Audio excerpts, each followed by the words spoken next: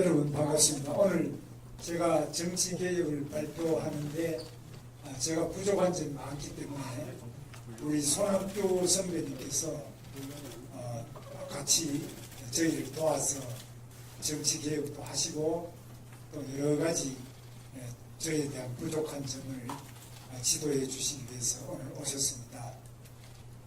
저는 손학규 선배님은 저희 대학교의 학생운동 선배이시고 또 직접 공장에 들어가셔서 노동 현장에도 계시고 또 선배이시고 또 빈민운동이나 여러 부분에서 선배이십니다. 제가 도지사를 나올 때도 우리 손 선배님한테 그 도지사 그 하는 게 좋습니까? 이렇게 물어봤고 그리고 뭐 한번 해볼만 하긴 하다고 그러셔서 그때는 사실 손학규 선배님이 도지사를 한 번 더 하셔야 된다. 그런데 단임으로 마치시고 바로 이제 대통령 후보로서 떠나셨는데 그 뒷자리를 제가 이어서 저는 매우 수월하게 처음에 도지사가 됐습니다. 앞에 잘 닦아놓으셨기 때문에 제가 수월하게 됐고 제가 하던 많은 사람이 거의 손학규 선배님이 시작하거나 구상을 다 해놓으신 것을 받아서 제가 8년 동안 완성하거나 또는 완성으로 일을 하시고 또 저에게 많은 것을 남겨주셔서 제가 그만큼 일을 할 수 있었다는 말씀을 드립니다. 그리고 무엇보다도 본인이 기성정치에 물들지 않고 새로운 정치 길을 가야 되겠다. 그런 생각을 많이 하셔서 그동안에 많은 시도도 하시고 많은 또 노력을 하셨습니다. 그래서 저에게는 아마 운동권에서의 그 생각만이 아니라 국회의원으로서도 광명에서 국회의원이었습니다. 국회의원으로서 또 도지사로서 그리고 이론적으로도 옥스퍼드 정치학 박사시니까 아시는 것처럼 우리나라 최고의 정치학계의 가장 석학이시고 서강대학 교수로서 아마 우리 조영수 대변인 직계 제자인 것 같은데 오늘 딱 뵙더니만 조금 선생님하고 말합니다. 좀 많은 제자도 양성하셔서 훌륭한 영향을 가지신 손학규 선배님을 모시겠습니다.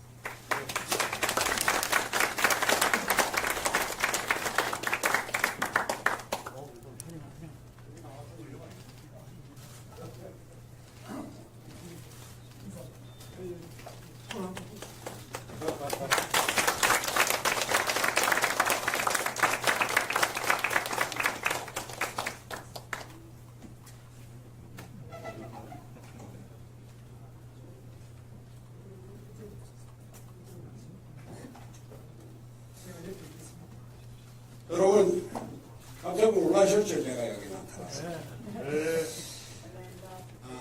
저는 오늘 김문수 대통령을 만드는데 조금이라도 도움이 될까 하는 마음에서 이 자리에 나왔습니다. 나락으로 떨어져가는 대한민국 살려야 된다. 이런 절박한 마음을 갖고 나왔습니다. 제가 없는 힘이지만 조금이라도 도와야 되겠다는 생각으로 이 자리에 섰습니다. 저는 정치를 떠난 사람입니다. 산에 다니고 친구들 만나서 막걸리 마시고 책 보고 또 그동안 소홀히했던 집안일도 좀 돌보고 이러면서 편안하게 살고 있습니다. 그런데 나라 걱정은 나이가 갈수록 심해집니다. 아니 밤에 홍빛대로 계엄이 선포되고 나라는 전체 탄핵 국면으로 주춤수한 대통령은 파면되고 다시 대선까지 왔습니다.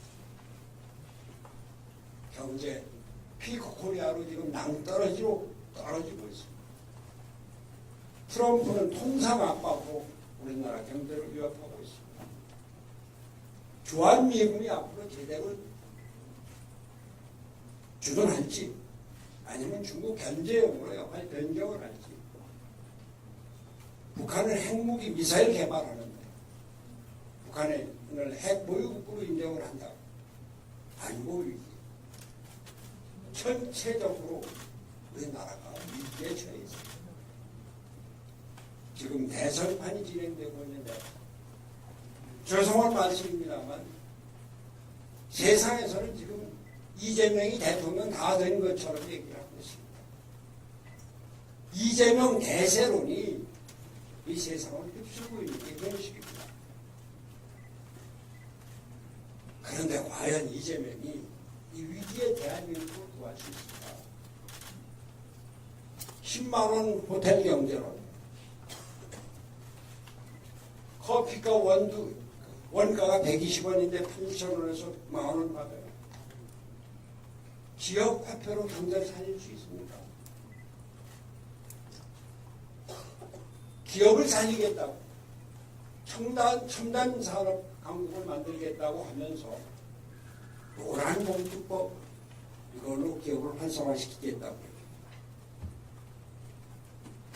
반도체 특별법을 만든다고 하면서 52시간 노동 규제 전혀 손대지 않고 우리나라 첨단 산업 강국 만들겠다고,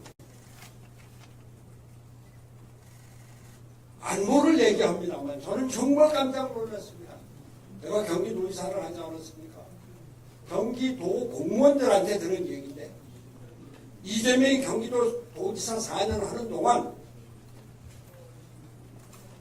평택 미군기지, 비이사단, 7공군 아무데도 한 번도 안 갔다는 거예요.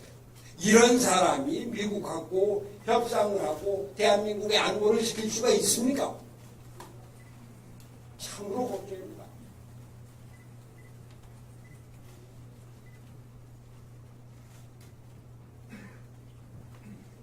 제가 솔직하게 말씀드리겠습니다. 저는 김문수 이전에 한독수를 주시했습니다. 이 자리에도 그런 분들 꽤 많이 있습니다.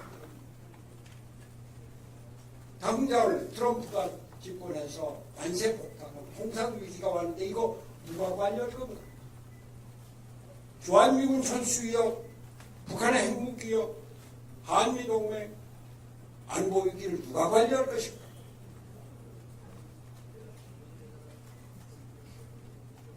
그동안 아직 모든 것을 다 대통령 권한내에 가자 이런 사람이 그래도 대비협상 능력이 있고 경제위기 관리를 할 능력이 있을 것이다. 거기에다가 저는 우리나라 정치체제가 이대로 대통령대로 대통령과 의회가 충돌하는 정치 불안정으로는 우리 살아갈 수 없다. 정치 체제를 바꿔야 된다. 권력 구조를 바꿔야 된다. 오랜 신념이고 주장을 해왔습니다. 그런데 한독수가 나 3년만 하면서 헌법 개정을 하고 7공학 준비하고 나 그만두겠다. 거기서 반했습니다. 그래서 한독수를 취재했던 겁니다.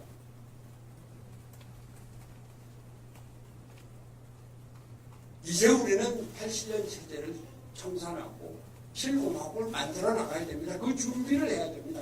그 준비를 해야 되는 것이 지금 우리가 겪고 있는 대통령 선거입니다. 그러나 여러 가지 과정도 있었습니다. 어쨌건 단일화 과정에서 우리 김문수가 승리했습니다. 대단한 사람이에요.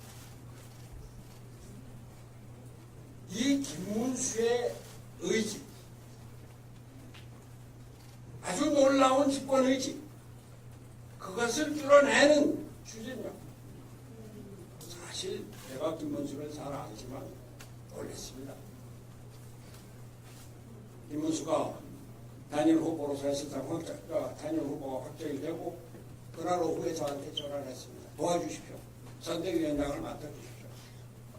나는 그야말로 여기까지다. 내가 하려고 할 게 아니다. 그 한쪽에는 사실 김문수에 대한 탐탁하지 않은 감정이 남겨져 있었습니다. 그런데 이제 대선 열이틀밖에 남지 않았습니다. 제가 어떻게든지 이 나라를 구해야 된다. 이 나라를 구하기 위해서는 그래도 김문수밖에 없다 이런 생각을 하면서 어떻게도 없지 생각을 하다가 어제 저녁에 YTN 방송에서 대담을 하고 그렇게 생각을 했습니다. 이렇게 이재명한테 정권에 가서 나라를 맡겨주는가. 김문수가 경기도지사 잘하고 청년 결백하고 아주 직선적이고 그리고 확고한 의지를 갖고 있는 김문수밖에 없다. 덮지 말고 이제 나갈 수도 없다. 어젯밤에 결정을 했습니다.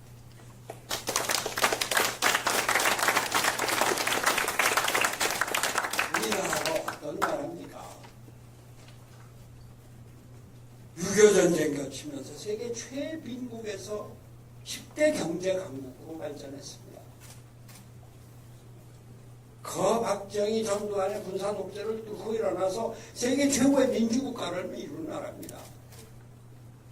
저희가 어렸을 때 쓰레기통에서 무슨 장미꽃이 피어나느냐 이런 얘기 듣고 그런 조롱을 받으면서 세계인이 선망하는 문화 강국을 이룬 나라입니다. 이런 나라가 이제 낭떠러지로 떨어지게 되고 있고 떨어지고 있습니다.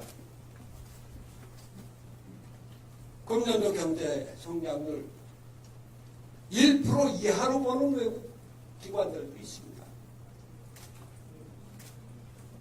이번 대통령 선거가 이번 이러한 위기에 대한민국을 살릴 지도자를 뽑는 선거를 해야 됩니다. 이 위기에 대한민국을 살릴 수 있는 사람 바로 김문수 후보뿐입니다.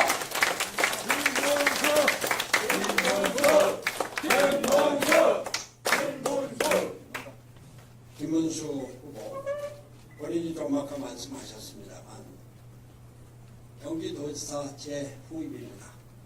사실 그때 2번이나 불러서 정말 경기도지사 안 하네. 처음에는 망설였어요. 얘기가 경기도지사 잘하는 것하고 정치하고 좀 다르네요. 형님 보니까 제가 경기도지사는 잘한다는 평가를 받았는데 그 당시 대통령 예비 후보로 김진영과 박근혜 손학규 중에 손학규가 제일 꼴찌니까 그것도 한참 떨어져서 그 얘기를 하는 거예요. 그래서 제가 2번째 불러서는 네가 앞으로 대통령을 꿈꾸면서 하는 얘기인 것 같은데 대통령을 꿈꾸면 경기도지사를 네가 할 수만 있다면 그거보다 더 큰 축복이 없다 그렇게 얘기를 했습니다.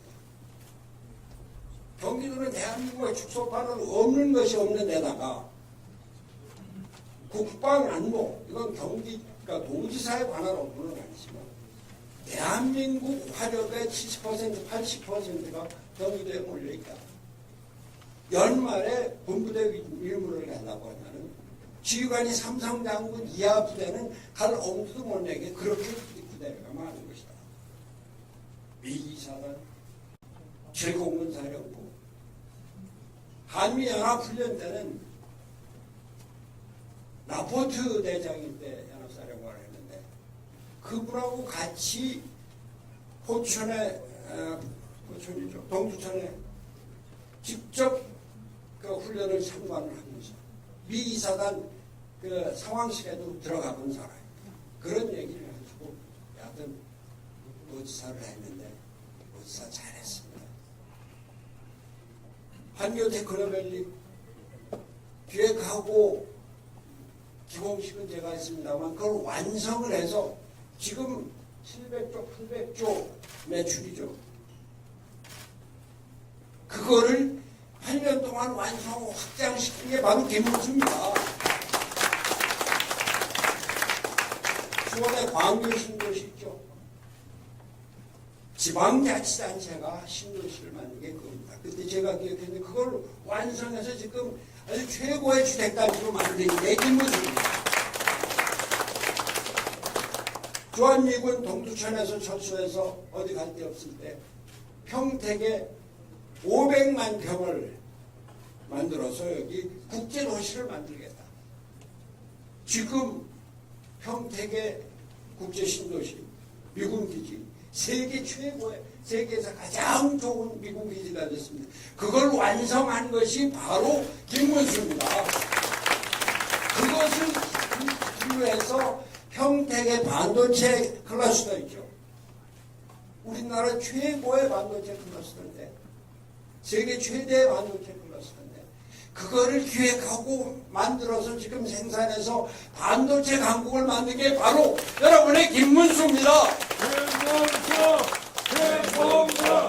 김문수 대통령. 그리고 말이죠. 저는 김문수가 GTX를 얘기할 때 저거 되지도 않을 텐데 말이죠. 처음에 무슨 줄 알았어요.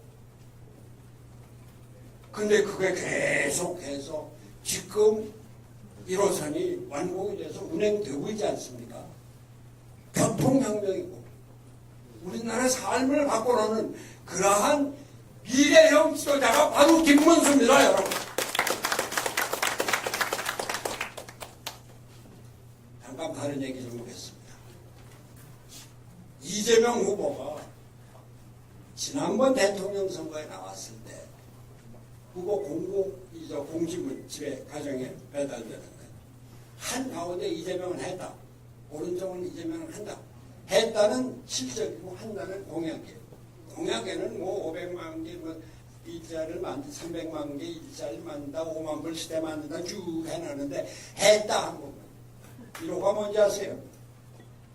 신천지 쳐들어갔다는 겁니다. 2호는 뭔지 아세요? 계곡 정비했다는 거예요. 경기도에서. 세 번째가 뭔지 아세요? 공공 배달 앱을 만들었다는 겁니다. 네 번째가 뭔지 아세요? 청년 기본소득 실시했다. 세계적으로 첨단 산업 강국으로 반도체 강국으로 자동차 강국으로 성장하는 대한민국의 그 최첨단 선봉에 있는 경기도지사의 실적이 첨단 산업, 과학기술 산업 아무것도 없고 신천지 쳐들었다. 계곡 정비했다. 저는 단지 경기도지사가 뭐를 했다는 데 그치는 것이 아니라 대한민국을 어떻게 앞으로 이끌어 나갈 것인가 그 비전을 보여주는 것이 대통령 후보 또 경기도지사로 해서 실적에 나타나야 된다는 겁니다. 김문수는 우리 대한민국을 첨단 산업을 기술 산업을 바탕으로 해서 세계로 이끌어 나가는 그런 지도자다. 이런 말씀입니다. 김문수 후보 청렴하고 돈 밝히지 않고 너무 잘 알죠. 인사 공평하고 인재 위주로 쓰고 제가 경기도지사를 했기 때문에 옛날에 지내던 사람들 가끔 만나서 얘기를 했습니다.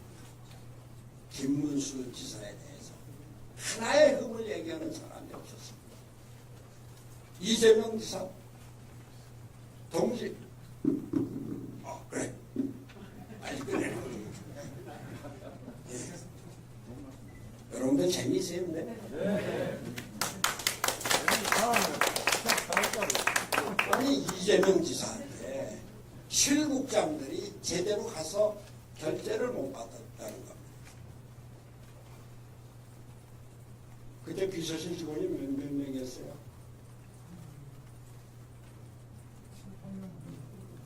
저도 한 7, 8명이었습니다. 이재명 지사 때 비서실 직원이 23명이에요. 그 중에 16명이 밖에서 자기가 데려온 사람. 분야별로 비서를 둬가고 실국장들이 그 비서한테 가서 결제를 맡았다. 그러면 그 비서가 그거를 뒷방에 앉아있는 정진상이한테 갖다 줬어. 정진상이가 결제했다. 이렇게 하니 공무원들이 일을 합니까? 부지사가 그냥 결제 사인만 하지 실제로 내용을 아무것도 반성을 못했다는 겁니다. 만약에 이런 사람이 대통령이 돼서 나라를 운영할 때 과연 공무원들이, 장관들이 제대로 책임지고 일을 할 수 있겠느냐, 그 말씀을 드리는 겁니다. 우리나라 위기에서 벗어나야 합니다. 경험, 능력 검증받았습니다.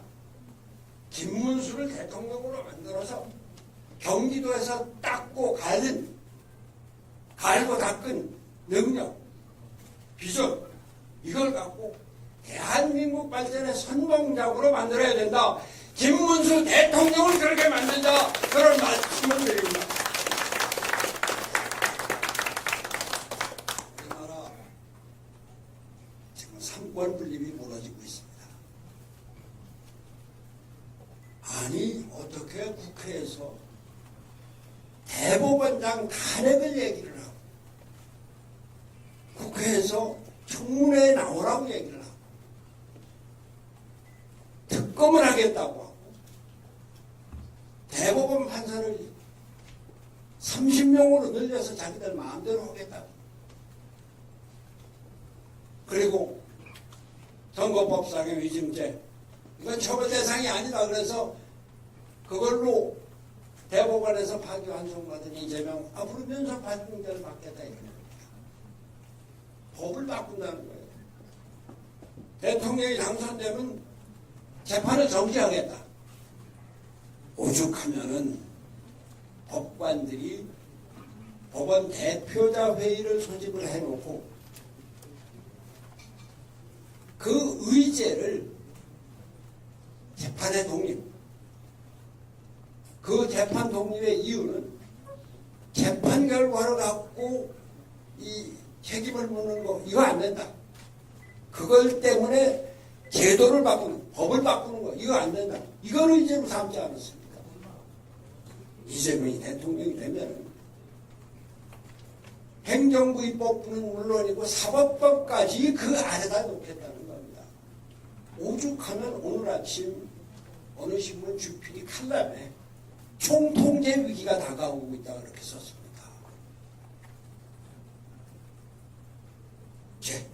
제가 오늘 김문수를 기자하러 나온 것은 그저 내후임 경기도사 이것이 아니라 우리나라가 이렇게 가다가는 민주주의가 완전히 무너지고 삼권 분립이 아니라 삼권 통일의 총통제 이럴 위험이다.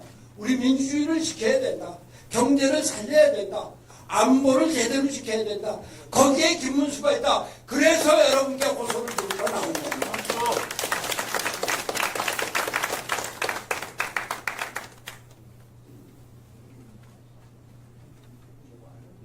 이런 위기를 극복하기 위해서 저는 대한민국의 지도자 여러분들께 간곡히 호소드립니다. 저도 주저하다가 이렇게 나왔는데 지도자 여러분들께서 내 개인의 정치적인 예관계, 내 개인의 생각 이런 거 좀 적어두시고 나라를 살리는데 같이 나서주시기 바랍니다.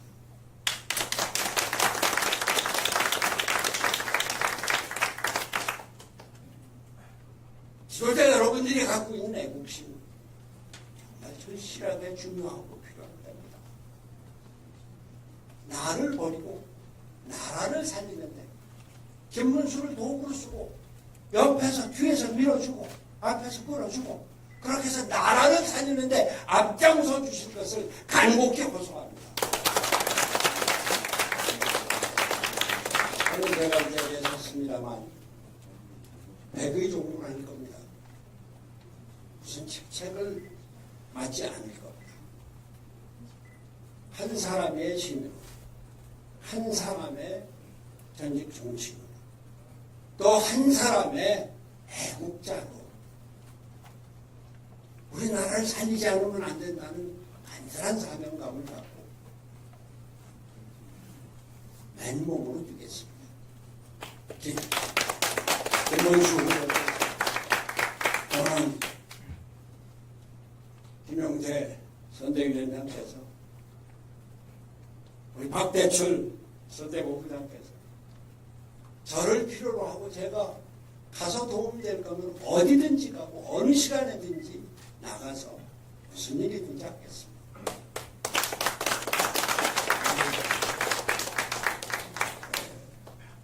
존경하는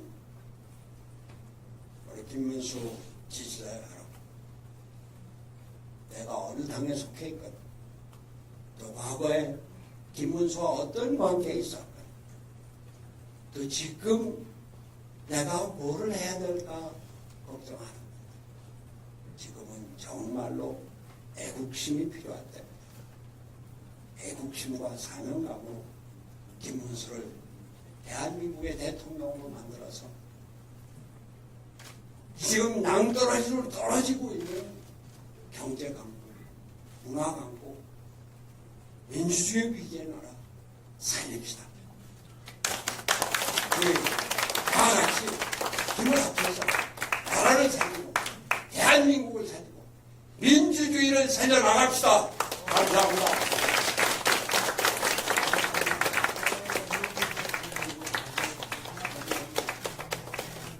너무 얘기가 길었죠? 네, 다시 한번 큰 박수 부탁드리겠습니다.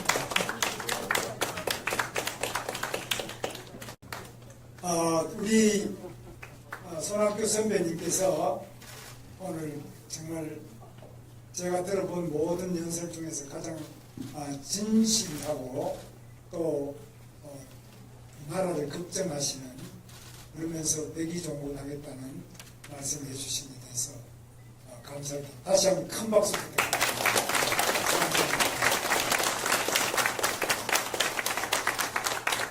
제가 정치를 떠나서 인생의 여러 가지로 훌륭한 선배님이시기 때문에 늘 말씀을 듣고 잘 모시도록 하겠습니다. 오늘 그러면 제가 원래 하려고 했던 정치개혁 부분을 발표를 드리겠습니다.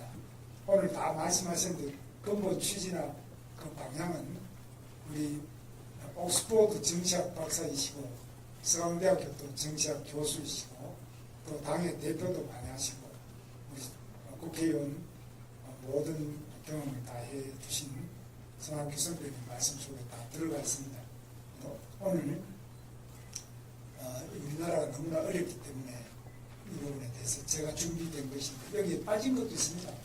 빠진 것들은 앞으로 제가 그동안에 당의 정치개혁위원장도 하고 제가 공천위원장이나 당직도 제가 많이 해보고 당 운영에 구체적인 부분도 많이 제가 관여를 하고 겪어봤기 때문에 제 구상이 많이 있습니다. 그러나 이 정치개혁은 말로 하는 게 아니고 결국은 세력 간의 합의가 되어야지만 가능하고, 합의가 안 될 때 어떤 경우에는 혁명이 일어나는데 저는 지금이 혁명기라고 생각합니다. 지금 한국 정치가 그냥 단순한 제도적인 타협이나 합의 이걸 넘어서서 혁명이 일어나는데, 하나는 방금 손학규 선배님 말씀처럼 거대한 독재, 민주당이라는 이름 아래 이재명의 개인 독재가 총통제를 향해서 치닫고 있는 이 권력의 분립은 없고 당내 민주주의도 없고 여야 간의 건전한 상식과 타협 또는 헌법상의 여러 가지 권한을 모두 침범하는 이런 핵에 망치한 일이 일어나는데, 그 중에 가장 중요한 점이 바로 범법자가 재판을 5개나 받고 있고 온갖 불법을 해서 그 주변이 다 구속되는데, 가장 그 우두머리인 범법의 우두머리는 지금 이 법을 바꿔서 자기가 책임을 면하고 처벌을 면하고자 하는 이런 무지막지한 방탄 입법까지 하면서 드디어 방탄 대통령이 되어서 이 나라를 총통제로 불행의 나라로 가는데, 그때는 견제할 수 있는 브레이크가 없기 때문에 아까 말씀하신 것처럼 막을 길이 없습니다. 오직 의병만이 막을 수 있는, 의병이 지금 우리 손학규 선배처럼 많은 경험과 세월의 풍파를 겪으신 분들이 뭉쳐서 엄청난 희생을 하면서 이 나라를 총통 독재로부터 구해내는 새로운 제2의 민주화 단계에 왔다고 저는 생각합니다. 그래서 세계 역사상 누려없는 이재명 독재, 입법 독재를 넘어서서 진정한 민주화, 한 단계 더 높은 차원의 민주화를 이룩하기 위한 그 길목에 들어왔다. 저는 그렇게 봅니다. 이번 선거는 그런 면에서 우리나라의 제2의 민주화를 이룩하느냐, 아니면 이 선거를 통해서 완전한 총통제로 가느냐, 저는 매우 우려하고 있습니다. 제가 발표된 문안을 우선 발표하겠습니다. 존경하는 국민 여러분, 지난주 저는 대통령 임기 단축과 불소추 특권 폐지를 포함한 권력 내려놓기 개헌과 대한민국 경제의 족쇄를 푸는 규제 탕가리를 발표하며 대한민국 시스템 대전환 계획을 밝힌 바 있습니다. 오늘은 그 연장선에서 국민적 여망이 높은 정치 계획에 관한 구상을 말씀드리겠습니다. 바로 김문수의 정치 탕가리 선언입니다. 첫째, 정적 대통령이 아닌 국민의 대통령이 되겠습니다. 대통령이 정치개혁을 주장하면서 스스로 기득권을 지키려 든다면 국민 누구도 설득하기 어려울 것입니다. 저부터 제왕적이라 불리는 대통령 권한을 과감히 내려놓겠습니다. 4년 중임제 도입을 위해서는 대통령과 국회의원 임기를 일치시켜야 하는 만큼 제 임기를 3년으로 양보해서 2028년 4월에 대통령 선거와 국회의원 선거를 동시에 실시하도록 하겠습니다. 전국 단위 선거를 4년간 2번으로 정비한 여야는 입법 성과로 경쟁하는 건전한 정치 문화가 조성될 것입니다. 대통령을 제왕이 되게 하는 힘의 원천은 바로 인사권입니다. 공공기관 낙하산 인사를 건설하기 위해서 낙하산 금지법을 제정하고 한국판 플럼북 제도를 도입하겠습니다. 플럼북은 국정 철학을 구현하기 위해 대통령이 필수적으로 임명해야 할 공직 명부입니다. 플럼북에 담길 필수 직위와 자격 조건도 여야 논의를 거쳐 선정하겠습니다. 개헌 추진 과정에서 대통령 불소추 특권 역시 과감히 폐지하겠습니다. 스스로는 감시받는 권력이 되고 수사기관의 독립성은 대폭 강화하겠습니다. 대통령 친인척을 대상으로 하는 특별감찰관은 문재인 대통령과 윤석열 대통령이 모두 임명되지 않아서 무용론이 나오고 있습니다. 저는 야당이 추천하는 분을 특별감찰관으로 임명하겠습니다. 이재명 후보님이 추천해 주시면 더욱 좋겠습니다. 둘째, 국회를 진정한 민의의 전당으로 거듭나게 하겠습니다. 지난 2014년 저는 새누리당 보수혁신 특별위원회 위원장이었습니다. 당시 무회의, 무세비, 구속수감 시 세비 지급 금지, 노동 임금 원칙을 국회의원에게도 적용토록 하고 국회의원 불체포 특권 제한, 겸직 금지, 주관 기념회 금지 등을 제안한 바 있습니다. 혁신을 두고 겪었던 진통이 지금도 생생히 기억납니다. 저희 10년 전 제안이 아직도 제도화되지 않은 것은 그만큼 의회의 기득권이 강력하다는 방증입니다. 당시 당선 즉시 전 당원 투표로 여당의 당론을 확정하고 야당 대표와 만나 제가 직접 제도화에 나서겠습니다. 국회의원 수를 줄이자는 압도적인 국민 여론에 따라 국회의원 정수를 10% 감축하겠습니다. 의원수 감축은 의회 기득권을 포기하겠다는 가장 상징적 장면이자 모든 공공개혁의 동력으로 성화될 것입니다. 저희 정치개혁 과제 중에서 민주당과 생각이 일치해서 당장 시행 가능한 것이 국회의원 불체포 특권, 면책 특권 폐지입니다. 이재명 후보께서도 지난 20대 대선 당시 불체포 특권 폐지를 공약하셨고 2023년 6월 교섭단체 대표연설에서 재차 약속하신 만큼 초당적 협조를 기대합니다. 대통령도 탄핵되고 잘못을 저지른 공무원은 일별백계하는 시대지만 유독 국회의원만 당선되고 나면 특별한 책임도 견제도 없이 임기를 마치고 있습니다. 개헌 논의 시 국민소환제 등 불량 국회의원에게 국민이 직접 책임을 묻는 장치를 반드시 마련하겠습니다. 아울러 의회의 권력 남용을 막는 차원에서 탄핵 요건을 강화, 헌법재판소 탄핵 인용 전까지는 직무를 수행할 수 있도록 하겠습니다. 또한 재판 내용을 이유로 법관에 대한 탄핵 소추를 발의할 수 없도록 헌법에 명시하도록 하겠습니다. 셋째, 사법부 독립성 강화로 국가 안정을 도모하고 국민 갈등을 최소화하겠습니다. 정치 권력의 사법부 흔들기가 도를 넘고 있습니다.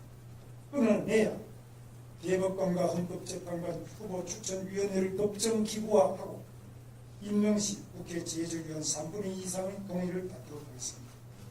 정치적 편향성 지적과 무능 논란이 반복되었던 공수처를 폐지하고 검경의 권력형 비리수사 기능을 통합하는 한편 독립적인 외부 통제기구를 신설해서 공정하고 투명한 수사 시스템을 구축하겠습니다.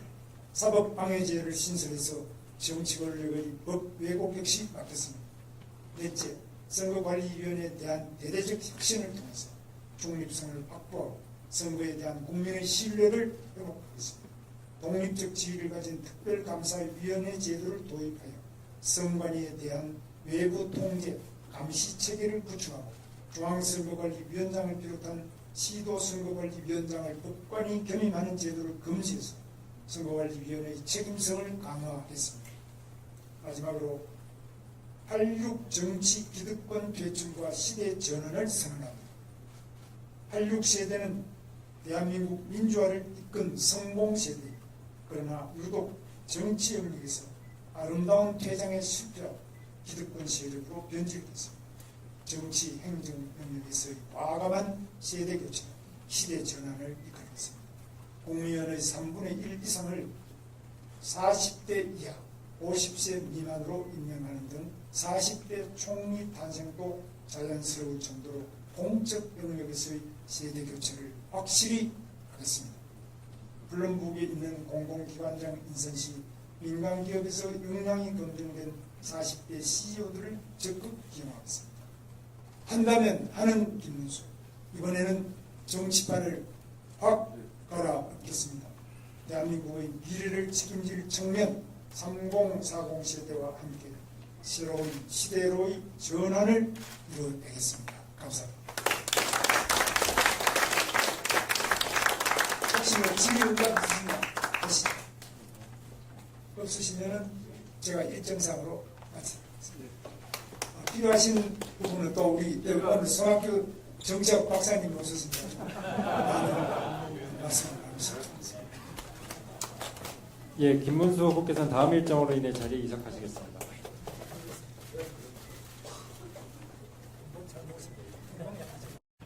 여러분 반갑습니다. 오늘 제가 정치개혁을 발표하는데 제가 부족한 점이 많기 때문에 우리 손학규 선배님께서 같이 저희를 도와주셨습니다.